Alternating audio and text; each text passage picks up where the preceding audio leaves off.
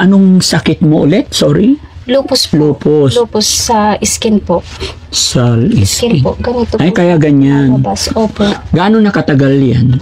Na-diagnose po ako last year, 2024 po. Yun po yung nag-50-50 po ako sa Region 1 kasi hindi po namin alam na lupus po yung sakit ko. So, kasi kailangan ko pong buhay, lumaban para sa anak ko po. Yes, yung anak mo ang Yun po kawawa. yung inspirasyon ko, yung anak ko. Kaya kahit anong hirap po nung buhay. Tama. Inaasahan mo ba na makakarating si Daddy Frankie? Hindi po. Hindi. As in, hindi po. Kilala mo si Daddy Frankie? Opo, napapanood ko po kayo kasi nakikita ko pa sa mga vlog po niyo, mga natutulog mga tao.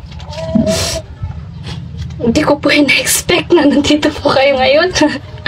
Anong nararamdaman mo ngayon nandito si Daddy Frankie? Masaya po. Kasi syempre, isa po kayo din sa mga nakikilalang vlogger po ngayon na napapanood po, natutulong sa tao. Tapos ngayon po, kaharap ko po kayo, kausap ko po kayo. Hello po, tao po. Ay, Nay, magandang hapon. Kumusta po kayo dyan? Pangalan niyo po? Jessica Labasan po. Kayo po ba yung yung nilalapit sa amin na may sakit daw? Opo. Anong sakit niyo, ma'am? Lupus po. Ano yung lupus? Lupus sa skin po. Parang autoimmune disease po siya na kapag sa loob po tinitira yung mga healthy cells po doon sa loob ng Wala sa labas, nasa loob. Meron din pong iba't ibang klase po ng lupus na nasa loob po. Yung sa akin po is nasa skin. Oh, by the way, ma'am, ako po si Daddy Frankie. Kilala niyo po ba ako? Opo. Pwede ba kami pumasok? Pasok po kayo. Okay. Tara guys, pasok ta. Tanggalin. It's okay. Ayan. Ay, hello po. Kumusta kayo dito? Opo kayo din naman. Sige, ma'am. Po ka, ma'am. Ayan. Kumusta ang buhay-buhay dito, ma'am? Sakto lang po. Mahirap pero okay naman po. Nakaka-survive naman po araw-araw. Pangalan niyo po? Jessica Labasan po. Ilang taon? 31 years old po. May asawa na po kayo? Meron na po. Ilan ang anak? Isa lang po, sir. Ilang taon na yung anak? 5 years old po. Okay.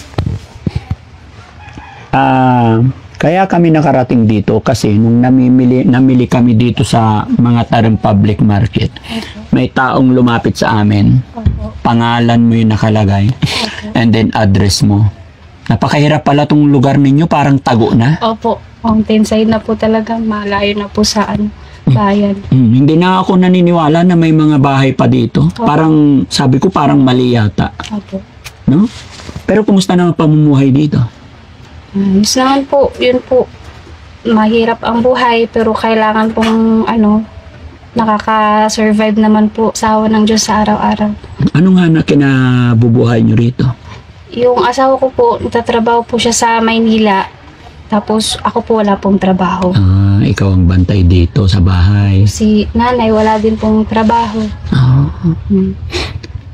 Paano nga ba? Anong sakit mo ulit? Sorry? Lupus po. Lupus. Lupus sa skin po. Sa Skin skin. po. Ganito Ay, po. kaya ganyan. Lumabas. Opo. Gaano nakatagal yan? Na-diagnose po ako last year, 2024 po. Yun po yung nag-50-50 po ako sa Region 1 kasi hindi po namin alam na lupus po yung sakit ko. So, napabayaan po. Tapos, natigil po akong maggamot dahil sa natigil po ako until lang po. Ngayon po, sumisigi na naman po yung skin yung lupus ko ngayon sa skin po. Pasensya ka na ate ha. Opo. Wala akong idea dyan sa lupus na yun. Gaano ba kadelikado yung lupus na yun? Delikado po kasi yung mismong mga healthy cells po ay tinitira po yung sa loob po natin. Sabi po nung doktor, maaring okay ka po sa labas, sa physical po, pero sa loob po kayo tinitira nito disease na ito sa loob po ng katawan. Pag napabayaan po, magiging risky po talaga. Anong nararamdaman mo sa sakit na yan? Masakit po yung mga kasukasuan, buto po, namamaga po kapag may time, namamaga po siya, lalo dito masakit po, masakit sa mga buong katawan po, halos hindi ka po makatayo, tapos po, yan, makati po, itchiness po, makati po siya sa katawan, bawal po sa init, Bawal mainitan. bawal po sa sinag po ng araw. Masakit po siya. Pag masakit po rin yung lahat mga buto-buto po ang tinitira po niya. Okay. Ilan taon na yung anak niyo? 5 years old po. Bata pa. Bata po. Napakaliit pa. Opo. Tapos sabi mo, napakahirap ng buhay dito. Opo. Paano mo nalalabanan yung sakit na yun? Anong ginagawa niyong paraan? ano po, sa araw-araw sa tulog ng Diyos din po, prayer po. Prayer lang po talaga sin. Kasi kailangan ko pong buhay, lumaban para sa anak ko po. Yes, yung anak mo ang Yun po kawawa. yung inspirasyon ko, yung anak ko. Kaya kahit anong hirap po nung buhay, Tama. Inaasahan mo ba na makakarating si Daddy Frankie? hindi po. Hindi. As in, hindi po. Kilala mo si Daddy Frankie? Opo, napapanood ko po kayo kasi nakikita ko pa sa mga vlog po niya, mga natutulog po, mga tao. Hindi ko po ina-expect na nandito po kayo ngayon. Anong nararamdaman mo ngayon nandito si Daddy Frankie? Masaya po. Kasi syempre, isa po kayo din sa mga nakikilalang vlogger po ngayon na napapanood po, natutulong sa tao. Tapos ngayon po, kaharap ko po kayo, kausap ko po kayo. Masaya po. Laban lang. Laban lang po talaga. Etong bahay na to, sa nanay mo? Sa nanay at sa tatay po, nakikita na lang po. Wala pa kayong bahay. Po kami sariling bahay, sir. Nakakaawa naman. Pero, pray lang tayo. Opo.